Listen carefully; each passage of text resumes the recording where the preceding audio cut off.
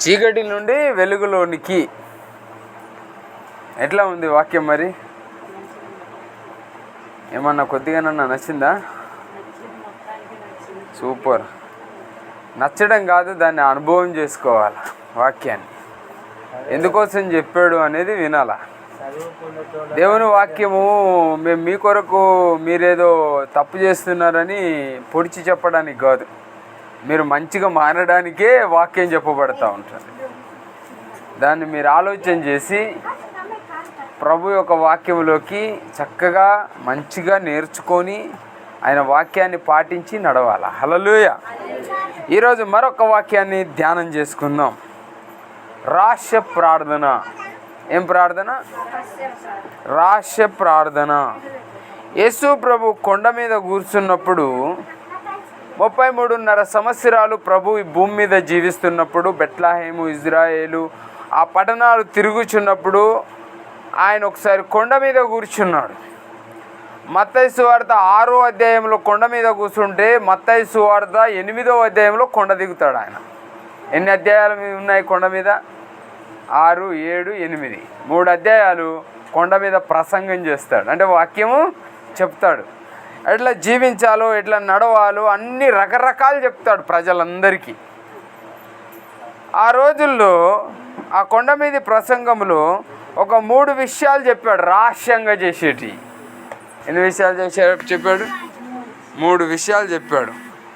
ఆ 3 విషయాలని ఈరోజు మనం ధ్యానం చేసుకుందాం. ఏమేమి విషయాలు మీకు ఏమన్నా తెలిసే ఐడియా ఉందా? జస్ట్ చిన్నగా పెద్దగా. ఒకటి ప్రార్థన, రహస్యమైన ప్రార్థన. రెండోది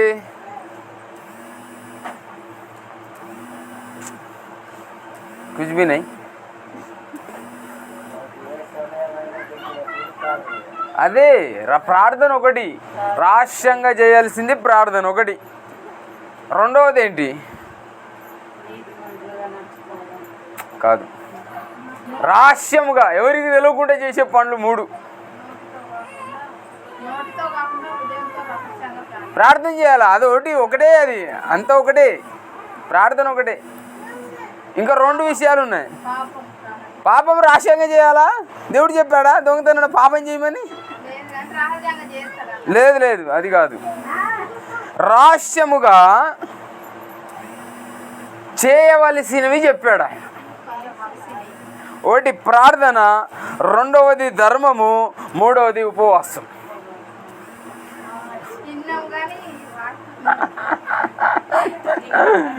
ఇప్పుడు చెప్పండి 3 ఏమేమి చెప్పాడు ఆయన? రహస్య ప్రార్థన, రహస్య ఉపవాసము, రహస్య ధర్మము. మనం ధర్మం చేసినప్పుడు కూడా ఎడమ చేతితోని ధర్మం చేస్తే కుడి చేయికి తెలవకూడదు. అది రహస్యంగా చేయాల్సిన పనులు 3 చెప్పాడు. వాటిని మనం చిన్నగా ధ్యానం చేసుకుందాం. మత్తయి సువార్త 6వ అధ్యాయము 6వ వచనం చదవాలా. మత్తయి సువార్త 6వ అధ్యాయము 6వ వచనం. 6 సీదా చెప్పాలంటే, నీవు ప్రార్థన చేయనప్పుడు గదిలోనికి వెళ్ళి తలుపు వేసి రహస్యమందున్న నీ తండ్రికి ప్రార్థన చేయుము. హల్లెలూయా. ఎక్కడికి వెళ్ళి ప్రార్థన చేయాలా? అమ్మా మీరు అందరు వినాలి. ఎక్కడికి వెళ్ళి ప్రార్థన చేయాలా? హృదయం అనే గదిలోనికి వెళ్ళాలి. గది అనగానే చాలామంది కూడా గుర్తొస్తుంది. అంటే ఎవ్వరు లేని ప్రాంతానికి వెళ్ళి ఆ రూమ్లో వచ్చి ప్రార్థన చేయమంటున్నాడేమో పాస్టర్ అన్న అనుకోవద్దు. మీరు ఇట్లా కూడా అనుకుంటున్నారేమో, చంపుతున్నాడు పాస్టర్ అన్న నిన్న నుండి మమ్మల్ని, మాకేమో నిద్రలు వస్తున్నాయి, బాధ అవుతుంది అంటే రోజు ప్రార్థన పెడుతున్నాడు ఏంది అనుకుంటున్నారేమో. కానీ దేవుని యొక్క ప్రార్థన చేసినప్పుడు హృదయం అనే గదిలోనికి వెళ్ళాలి. పెదవులతో ప్రార్థన చేయకూడదు. పైన ప్రార్థన చేస్తే పైకి పోదటది, అది కిందనే ఉంటుంది. అందుకు హృదయం అనే గదిలోనికి వెళ్ళి రహస్యమందు చూస్తున్నా నీ తండ్రికి ఏం చేయాలి? ప్రార్థన చేయాల. అయ్యా నువ్వు చూస్తున్నావు ప్రభువా, నేను ఎన్ని పాపాలు చేస్తున్నాను, ఎన్నిసార్లు ఎక్కడెక్కడ తిరుగుచున్నాను నీకు తెలుసయ్యా, నేను నీ ముందట ఏది దాయను ప్రభువా అని యేసు సన్నిధిలో ప్రార్థన చేయాల. ప్రార్థన చేసేటప్పుడు నీ హృదయము నిష్కల్పముగా, ప్రశాంతముగా, నెమ్మదిగా దేవుని మీద ఆనుకొని ఉండాలా. హృదయం ఒక జాగల, మనసు ఒక జాగల, ప్రార్థన ఒక జాగల. ఇట్లా ప్రార్థన చేస్తే దానికి ఫలితాలు లేవు. ఒక పాస్టర్ గారు ఒక మాట చెప్పాడట. ఏం చెప్పాడట? సేవకులు, విశ్వాసులు అందరిని పిలిచి, మీ అందరికి ఎన్నోసార్లు చెప్పాను ఈ కథ. మనిషికి ఒక అరటికాయ ఇచ్చాడట. ఏం కాయ ఇచ్చాడట? మీరు ఎవరికి కనబడకుండా తిని రావాలా, ఎవరు చూడొద్దు తినేటప్పుడు అరటికాయని అన్నప్పుడు అందరు పండ్లు తీసుకొని వెళ్ళిపోయారట. నబరో పండు తీసుకెళ్ళి ఇంటికి వెళ్ళి తలుపులు మూసేసి, కిటికీలు మూసేసి, చిన్న చిన్న సందులు ఎక్కడున్నా మూసేసుకొని ఎవరికి కనబడకుండా తిని వచ్చారట. అందులో ఒక పేద విశ్వాసి ఉన్నాడట. ఆయనకి గుడిసె ఉందట. ఆ గుడిసె చుట్టూ బోళ్ళతో ఉన్నది, ఎటు చూసినా సందే ఉన్నది. పాపము ఆయన ఏం చేశాడు? లోపలికి వెళ్ళి ఆలోచన చేశాడు, నేను ఈ సందులన్నీ మూసేస్తా, ఎట్లాగనన్నా చేసి మూసేసి పండుని తింటా, కానీ దేవుడు చూస్తున్నాడు కదా అనుకొని ఆ పండుని చేతిలో పట్టుకొని తిరిగి మళ్ళా చర్చికి వచ్చేసాడు. అందరూ ఆయనను చూసి ఎగతాళి చేస్తున్నారు. ఏమని? ఇతని ఇల్లు చాలా సక్రమంగా లేదు, ఈయన తినడానికి సందు రాలేదు, మొత్తం తొర్రలు ఉన్నాయి, సందులు ఉన్నాయి, మొత్తము వెళ్తూరు లోపలికి వెళ్తా ఉంది, దేన్ని మూస్తాడు, అందుకే తినలేదు ఈయన అని చెప్పేసి ఆయన చూసి చాలామంది నవ్వుకుంటున్నారు. అప్పుడు పాస్టర్ గారు అడిగాడట, మీరు అందరు తిన్నారా అని. అందరు చేతులు లేపారట, మేము తిన్నామంటే తిన్నాం. అప్పుడు ఆయన అడిగాడట, నువ్వెందుకు తినలేదు ఈ పండు? ఆయన ఏమన్నాడట, అయ్యా నా చిన్న గుడిసెని నేను మొత్తం మూసేసుకొని తిందామని తయారు చేసిన, పూర్తిగా మూసేశాను, అంత సక్రమంగా చేసుకున్నాను, కానీ లోపల వెళ్ళి కూర్చోగానే దేవుడు చూస్తున్నాడు. ఎవరు చూస్తున్నారు? దేవుడు చూస్తున్నాడు. ఆయనకు రహస్యంగా నేనేమి చేయలేనయ్యా. అప్పుడు పాస్టర్ గారు అన్నాడట, ఇగో ఈయనదే నిజమైన విశ్వాసము. హల్లెలూయా. ఎక్కడున్నాడు? నువ్వు రహస్య స్థలములోకి వెళ్ళి ప్రార్థన చేసినప్పుడు, నీ గదిలోనికి వెళ్ళి ప్రార్థన చేసినప్పుడు నీ ప్రార్థన దేవుడు వింటాడు, నీ ప్రార్థనని అంగీకరిస్తాడు, నీ ప్రార్థనకి జవాబులు ఇస్తాడు, నీ ప్రార్థనకి పరిశుద్ధతనిస్తాడు, నీ ప్రార్థనని ఆయన ఆలోకిస్తాడు. నీ ప్రార్థనకి మంచి ఆశీర్వాదం రావాలి అంటే నువ్వు రహస్యమందు చూస్తున్న ప్రభువుకి నీవు గదిలోనికి వెళ్ళి ప్రార్థన చేసుకోవాలి. ప్రార్థన చేసేటప్పుడు గాబరు చేస్తారు చాలామంది. ఆకలి ఇరుగ్గా అవుతుంది, ప్రార్థన ఏమో 3 ముచ్చట్లు, పితా పుత్ర పవిత్రాత్మ ఆమేన్, కథం, ప్రార్థన అయిపోయింది. ఈ ప్రార్థనకి జవాబు వస్తుందా అమ్మా? ఈ ప్రార్థన దేవుడు దాన్ని ప్రేమిస్తాడా? దేవుడు దానికి ఆశీర్వాదం దొరుకుతుందా? నిష్కల్పమైన ప్రార్థన చేయాలా. నీవు ప్రార్థన చేసినప్పుడు గదిలోనికి వెళ్ళి నిజమైన తండ్రికి, రహస్యంగా చూస్తున్న తండ్రికి నువ్వేం చేయాలంటే ప్రార్థన చేయాలా. 5వ వచనం చదవకూసరు. దాంట్లో మరియు మీరు ప్రార్థన చేయనప్పుడు వేషధారుల వలె ఉండవద్దు, మనుషులకు కనబడవలననియు సమాజ మందిరములోను వీధులలోను మూలలలోను నిలిచి ప్రార్థన చేయుట వారికి ఇష్టము, వారు తమ ఫలం పొంది ఉన్నారని నిశ్చయముగా మీతో చెప్తున్నాను అన్నాడు. ఎట్లా చేయొద్దట? వేషధారుల వలె ప్రార్థన చేసేటప్పుడు చాలామందికి ఇష్టం ఉండదు ప్రార్థన అంటే. కొంతమందికి పాటలు అంటే ఇష్టం, కొంతమందికి వాక్యం అంటే ఇష్టం, కొంతమందికి ప్రార్థన అంటే ఇష్టం. కానీ ఇవన్నీ కూడా ప్రాముఖ్యములే, నువ్వు చేసే చిన్న విషయం ప్రార్థన అయినా, కొద్ది ప్రార్థన అయినా రహస్యమందు చూస్తున్న నీ తండ్రికి ప్రార్థన చేయాలి. వేషధారుల వలె ఉండవద్దు, మనుషులు మెచ్చుకోవాలని ప్రార్థన చేస్తారు చాలామంది. మీకు తెలుసా? ఈ ప్రార్థన చేస్తారు, మంది ఉంటేనే ప్రార్థన చేస్తారు, మంది లేకుంటే చెయ్యరు వాళ్ళు చాలామంది. ఎక్కడైతే బాగా మంది విశ్వాసులు ఉంటారో అక్కడ ప్రార్థన చేస్తారు. ఒక 4-2 విశ్వాసులు ఉన్న దగ్గర ప్రార్థన చేయరు. వీళ్ళ దగ్గర ఏం చేస్తారు? మనుషుల మెప్పు కొరకు ప్రార్థన చేయొద్దు, మనుషులు మెచ్చుకోవాలని ప్రార్థన అట్లా ప్రార్థన చేస్తే ప్రభు ఏమంటున్నాడంటే వారు తమ ఫలము పొంది ఉన్నారు. ఎట్లా పొందారు ఫలం కదా, క్రిటికల్గా లేదా ఇక్కడ ఫలం ఎట్లా పొందారు వాళ్ళు వీధులలోను మూలలలోను నిలిచి ప్రార్థన చేసినప్పుడు వారు తమ ఫలము పొంది ఉన్నారు. దేవుడు వాళ్ళని ఆశీర్వదించాడా? మరి వాళ్ళ ఫలం ఎట్లా పొందారు? మనుషుల మెప్పు. ఫలాన్ని నాగమనకేం ప్రార్థన చేస్తుందని జ్యోతి కంటది, సంగీత కంటది, విజయన్ అంటాడు, నేనంట ఏమంట. ఇదంతా ఏమవుతుందంటే ఇక దేవుడు అన్నాడు, ఇక నేనేం మెచ్చుకోవాలా, అందరూ వాళ్ళే మెచ్చుకున్నారు కదా, ఇక అదే ఫలం. అది నిన్ను ఆశీర్వదించదు. అది ఇక్కడి మట్టికి. ఎవరికి కనబడాలి నీ ప్రార్థన అంటే దేవాది దేవుడు నీ ప్రార్థనని చూసినప్పుడు ఆయన చక్కగా ఆనందముగా సంతోషముగా నీ ప్రార్థనని మెచ్చుకోవాలి, నీ ఫలముని నీకు ఇవ్వాలి. నీవు ప్రార్థన చేసినప్పుడు వేషధారుల వలె అన్యుల వలె అవమానము చెందవలసి ఏదో మాట వరుసకి ప్రార్థన చేయకూడదు. ఇది ప్రార్థన. ఇంకో మాట చదవక ఒకసారి 4వ వచనం చదువు. అట్లయితే రహస్యమందు చూచుచు నీ తండ్రికి నీకు ప్రతిఫలం ఇచ్చును. 3వ మాట చదువు ఒకసారి.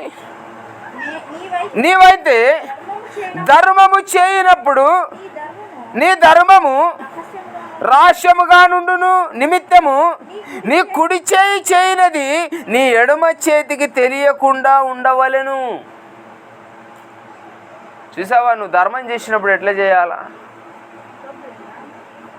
చాలామంది ధర్మం చేసిన తర్వాత చెప్పుకుంటారు, నేను పలానా వాళ్ళకి ఇంత ఇచ్చాను, పలానా వాళ్ళకి అంత ఇచ్చాను, ప్రతి నెల బైబిల్లో ఇంత కానుక పెడుతున్నాను, ఇంత దశమ భాగం పెడుతున్నాను, చర్చిలో నేనే అన్నీ చేస్తాను, మా ఇంటికి పిచ్చగడేస్తే నేను తినలేదు అన్నం ఆనికే పెట్టాను. ఇది నీకు ఆశీర్వాదకరం కాదు. నీ కుడి చేయి ధర్మం చేస్తే ఎడమ చేయికి తెలియకూడదు.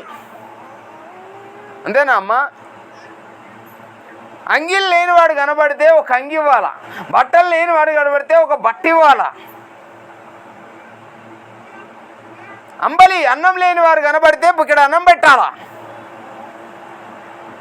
వచ్చే చలికాలంలో అనేకులు మంది మీకు కనబడుతూ ఉంటారు, చలికి వెదరుకు బాధలు పడుతూ దుఃఖములు పడుతూ వేదనలు పడుతూ కనబడుతూ ఉంటారు. వాళ్ళందరినీ నువ్వేం చేయాలి అంటే ప్రేమించాలి. నీ ఇంట్లో ఉన్నదాన్ని సహాయం చేయాలి. బీదలకి, విధవరాళ్ళకి, అన్నం లేని వారికి, గరీబులకి, పిల్లలు కలిగి ఆస్తులు లేక కొంతమంది వెనుకబడిపోయిన ఒక కుటుంబాలకి నీకు చేతనైనంత సహాయం చేయాలి. సాయం చేస్తున్నావు కానీ ఊరంతా డప్పు కొడుతున్నావు. దానికి ఆశీర్వాదం ఏమైపోయింది? దొరుకుతల.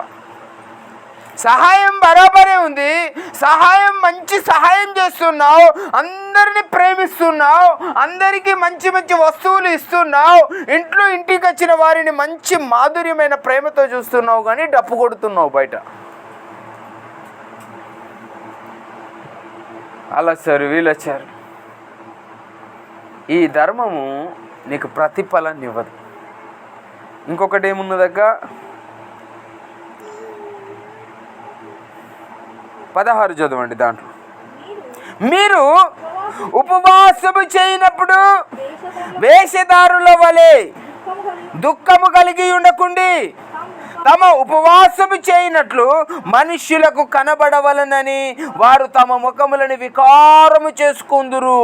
వారు తమ ఫలం పొంది ఉన్నారని నిశ్చయముగా చెప్పారు. చూసారు, ఇక్కడ అన్నిటికీ ఫలాలే ఇచ్చేశాడు. ముందుగా ఏమన్నాడు? వీధులలో మూలలలో నిలబడి ప్రార్థన చేసిన వాళ్ళు తమ ఫలము వారు పొంది ఉన్నారు. ధర్మము చేసి ఎవరైతే అనేకులకు చెప్పుకుంటారో వాళ్ళ ఫలం వాళ్ళు ఏం చేశారు? పొంది ఉన్నారు. ఇక్కడ ఏమనుంది? ఉపవాసం చేయనప్పుడు వేషధారుల వలె ముఖముని వికారము చేసుకొని ఉపవాసం చేయనప్పుడు మనుష్యులకు కనబడవలనని తమ ముఖములని వికారం చేసుకున్నప్పుడు తమ ఫలము తాము పొంది ఉన్నారు. ఇంకా దేవుని ఆశీర్వాదం ఎందుకు మీకు? అయిపోయింది కదా, ఇన్ని వాక్యమే అయిపోయిందమ్మా. ఇంకా దేవుని ఆశీర్వాదం ఎందుకు? ఉపవాసం ఉన్నప్పుడు ఇక తానాలు చేసి బోనాలు చేసి ఇక బొట్లు పెట్టి ఇక చెంటికలన్నీ ఈరబోసి ఇళ్ళకి ముగ్గు పెట్టి, దీనికి ఏమన్నా రహస్యం ఉన్నదా? చెయ్యాలి, నువ్వు నీ ఇల్లు శుభ్రం చేసుకోవాలి, నీ తల అంటుకోవాలా ఉపవాసం ఉన్నప్పుడు. కానీ మనుషులకు కనబడవాలని నీ మొక్కలు ఏమైందమ్మా ఇలా గట్లుంటావు, ఇలా ఉపవాసం ఎవరికి? ఏసు దేవునికి. ఏసు దేవునికి ఏం జ్వరం వచ్చింది? ఏసు దేవునికి ఏం ప్రాబ్లం వచ్చింది అయితే నువ్వు ఉపవాసం ఉన్నావు? ఏసు దేవుడు ఎక్కడ హాస్పిటల్ ఉన్నాడని ఉపవాసం ఉన్నావా? ఏమైందమ్మా ఉపవాసం ఉన్నా? ఇవాళ ఉపవాసం అమ్మా, ఇవాళ ఉపవాసం. నీవు ఉపవాసం చేసినప్పుడు మనసులకు తెలవకూడదు. నీ ముఖం ఎట్లుండాలంటే చక్కగా ఉండాలి, కల కల కల కల కల కల ఉండాలి ఉపవాసం. ముఖం మార్చుకొని, కడుపు మార్చుకొని, పొద్దెప్పుడు పోతాం గడియారం చూసుకుంటా, ఇక టైం అయ్యే వరకు 3 గంటలకి వంట స్టార్ట్, 5 వరకు ఫినిష్ కావాలి వంట. ఎందుకు? 5 గంటలకి అన్నం తినేయాలి.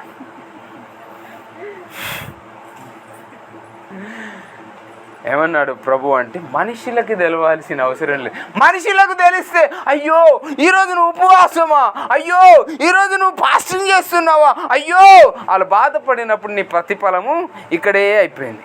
ఇంకా దేవుడు ఎందుకు బాధపడాలా చెప్పండి? ఇప్పుడు ఉపవాసం ఎవరి కోసం ఉండాలా? మన కోసం ఉపవాసం. చాలామంది ఎందుకు ఉపవాసం ఉన్నామంటే, నేను యేసయ్య దేవుని కోసం ఉపవాసం ఉన్నా, ఇలా శుక్రవారం కాదా అని చెప్తారు. దేవుడు ఎక్కడ రాసి పెట్టాడామా ఉపవాసం ఉండండి నా కోసమని? ఉపవాసం అనేది నీ కోసమే, నువ్వే ఉండాలా, నీ పిల్లల కోసం ఉండాలా, నీ భర్త కోసం ఉండాలా, నీ కుటుంబం కోసం ఉండాలా, సంఘం కోసం ఉండాలా, ఆత్మీయ జీవితం కోసం ఉండాలా. దేవుని ఆత్మ నీలో ప్రవేశం చేస్తాడు. కడుపు మార్చుకొని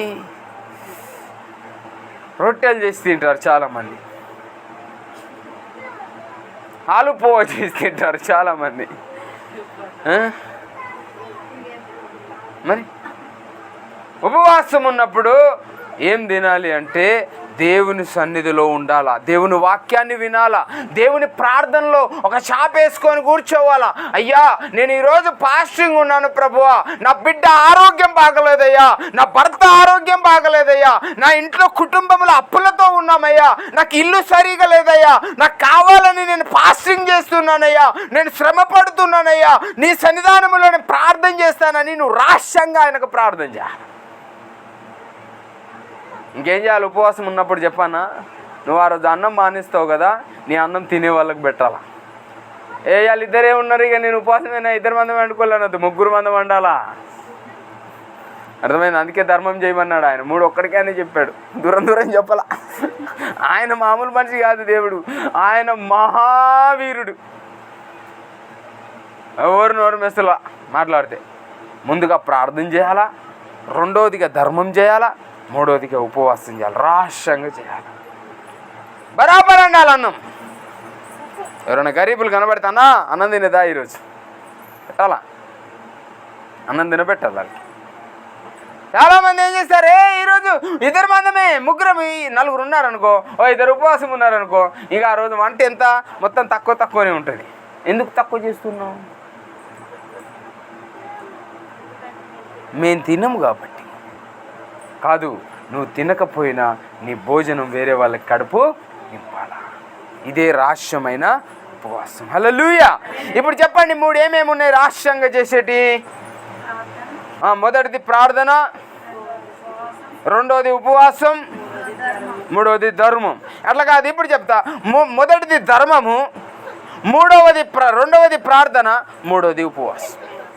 నీవు ధర్మం చేయాలి ఉపవాసం ఉన్నప్పుడు, నీవు ఉపవాసం ఉన్నప్పుడు ప్రార్థన చేయాలి. ఉపవాసం ఉన్నప్పుడు నువ్వు మనుషులకు కనబడవలన ఉండకూడదు, దేవునికి కనబడాలి. ఈ 3 విషయాలని మనం గుర్తుంచుకొని ప్రతి వారం పాటించాలి. వచ్చే వారం ఆదివారం ఉంది కదా, ఈ 3 కంపల్సరీ అడుగుతా నేను. నిల్చొని టకా చెప్పాలి, ఇక్కడ కూర్చున్న వీళ్ళందరూ చెప్పాలి. చిన్నగా వాక్యం దేవుడు ఆశీర్వదించునుగాక. ప్రార్థన చేద్దాం.